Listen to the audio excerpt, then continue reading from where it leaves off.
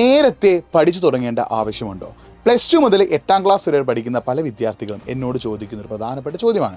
എന്തുകൊണ്ടാണ് നിങ്ങൾ നേരത്തെ പഠിച്ചു തുടങ്ങേണ്ടത്? അതിനുള്ള കാരണങ്ങൾ ഞാൻ പറഞ്ഞുതരാം. ഒന്ന്, നിങ്ങൾ ഏത് ക്ലാസ് ആണെങ്കിലും നിങ്ങൾ +2 മുതൽ 8ാം ക്ലാസ്സിലുള്ള വിദ്യാർത്ഥികളാണെങ്കിൽ നിങ്ങൾ റിട്ടൺ എക്സാമിൽ 30% മിനിമം മാർക്ക് നേടിയാൽ മാത്രമേ നിങ്ങൾക്ക് പാസ്സാൻ പറ്റുള്ളൂ. 40 മാർക്കിൻ്റെ വിഷയമാണെങ്കിൽ 12 മാർക്കും, 60 മാർക്കിൻ്റെ വിഷയമാണെങ്കിൽ 18 മാർക്കും, 80 മാർക്കിൻ്റെ വിഷയമാണെങ്കിൽ 24 മാർക്കും നിങ്ങൾ റിട്ടൺ എക്സാമിൽ എഴുതിയെടുത്താൽ മാത്രമേ നിങ്ങൾക്ക് പാസ്സാൻ പറ്റുള്ളൂ. രണ്ട്, ടെക്സ്റ്റ് ബുക്കിൻ്റെ വലിപ്പം. ഒരുപാട് വലിയ വലിയ ചാപ്റ്റേഴ്സ് ഉണ്ട്. ടെക്സ്റ്റ് ബുക്കിൻ്റെ ഏത് ഭാഗത്ത് വേണമെങ്കിൽ ചോദ്യം ചോദിക്കാം. ടെക്സ്റ്റ് ബുക്ക് മുഴുവനായിട്ട് കവർ ചെയ്യണമെങ്കിൽ നമുക്ക് ഇത്രയും സമയം ആവശ്യമാണ്. പിന്നെ question pattern, new question type, ഇതൊക്കെ കൊണ്ട് തന്നെ നമ്മൾ നേരത്തെ പഠിച്ചു തുടങ്ങുന്നത് വളരെ അത്യാവശ്യമാണ്. ഇനി നിങ്ങൾ നേരത്തെ പഠിച്ചു തുടങ്ങിയിട്ടില്ലെങ്കിൽ പ്രശ്നം, ഒന്ന്, നിങ്ങളിപ്പോൾ പഠിക്കാതെ എല്ലാം ലാസ്റ്റിലേക്ക് മാറ്റി വെച്ചാൽ എക്സാം സമയത്ത് നിങ്ങൾക്ക് അത് വലിയൊരു ബേർഡനായിട്ട് മാറും. അതുമാത്രമല്ല, നിങ്ങൾ പഠിച്ചതുകൊണ്ട് മാത്രം കാര്യമില്ല, പഠിക്കുന്നതിൻ്റെ കൂടെ തന്നെ റിവിഷൻ കൂടി നടത്തണം. നിങ്ങൾ ഇപ്പോഴൊന്നും പഠിക്കാതെ ഡിസംബറിലാണ് പഠിക്കാൻ തുടങ്ങുന്നതെങ്കിൽ പഠിച്ചിട്ട് തീരുകയില്ല.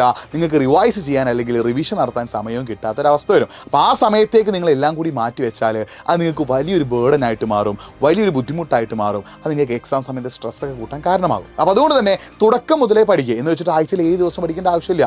Weekly 5 days daily 3 hours maximum വെച്ച് നിങ്ങൾ പഠിക്കാൻ തയ്യാറാണെങ്കിൽ, ആ 3 മണിക്കൂറിൽ 1 മണിക്കൂർ നിങ്ങൾ റിവിഷനായിട്ട് മാറ്റി വെക്കാൻ തയ്യാറാണെങ്കിൽ നിങ്ങൾക്ക് പ്രോപ്പറായി പഠിക്കാനും പറ്റും. പഠിക്കുന്ന കാര്യങ്ങൾ എപ്പോഴും ഓർമ്മയിൽ നിൽക്കുകയും ചെയ്യും. ഈ രീതിയിൽ നിങ്ങൾ പഠിക്കാൻ തയ്യാറാവുക. പരമാവധി ടെക്സ്റ്റ് ബുക്ക് ബേസ് ചെയ്തിട്ട് ടെക്സ്റ്റ് ബുക്കിൽ ഓരോ കോൺസെപ്റ്റ് മനസ്സിലാക്കി പഠിക്കുക. ടെക്സ്റ്റ് ബുക്കിൻ്റെ ഏത് ഭാഗത്തിലെ കോൺസെപ്റ്റ് വെച്ചിട്ട് വേണമെങ്കിൽ എന്ത് ചോദിക്കാം, ക്വസ്റ്റ്യൻസ് ചോദിക്കാം. ടെക്സ്റ്റ് ബുക്ക് മാക്സിമം റെഫർ ചെയ്തുകൊണ്ട് നിങ്ങൾ എന്ത് ചെയ്യുക, പഠിക്കാൻ തീരുമാനിക്കുക. പിന്നെ സോഷ്യൽ പോലെ, ബയോളജി പോലെയുള്ള തിയറി കൂടുതലുള്ള സബ്ജക്റ്റ് ആണെങ്കിൽ എഴുതി പഠിച്ചാൽ കുറേ കൂടി ഓർമ്മയിൽ നിൽക്കും. ഫിസിക്സ്, കെമിസ്ട്രി പോലെയുള്ള സബ്ജക്റ്റുകളാണെങ്കിൽ നിങ്ങളതിലെ പ്രോബ്ലംസ് പരമാവധി ചെയ്തുകൊണ്ട്, പ്രോബ്ലംസ് കൂടുതൽ മനസ്സിലാക്കിക്കൊണ്ട്, പ്രോബ്ലംസ് ചെയ്തുകൊണ്ട് നിങ്ങൾ പഠിക്കുക. അപ്പോൾ നിങ്ങൾ ടെൻഷൻ അടിക്കേണ്ട ആവശ്യമില്ല. ഇപ്പോൾ നിങ്ങളുടെ മുന്നിൽ ഇഷ്ടംപോലെ സമയമുണ്ട്. മെല്ലെ കുറച്ച് പഠിക്കുകയാണെങ്കിൽ ഡിസംബറൊക്കെ ആകുമ്പോഴേക്കും നിങ്ങൾ ഫുൾ ചാപ്റ്ററും പഠിച്ചു തീർക്കാനും പറ്റും. ഒരു തവണയെങ്കിലും റിവൈസ് ചെയ്യാനും പറ്റും. പിന്നെ അവിടെ നിന്ന് അങ്ങോട്ടേക്ക് ബാക്കി നിങ്ങൾ റിവിഷൻ മാത്രം നോക്കിയാൽ മതി. ഇപ്പോഴേ നിങ്ങൾ എഫേർട്ട് ഇടുക.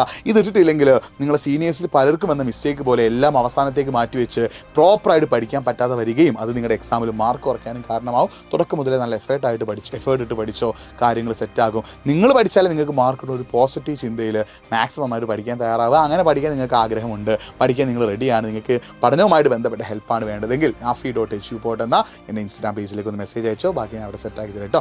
മടിയൊക്കെ മാറ്റി വെച്ചിട്ട് ഞാൻ പഠിച്ചാലേ എനിക്ക് മാർക്ക് കിട്ടുള്ളൂ എന്നുള്ളൊരു പോസിറ്റീവ് ചിന്തയിൽ പഠിച്ചു തുടങ്ങിക്കോ. എല്ലാം സെറ്റാക്കും.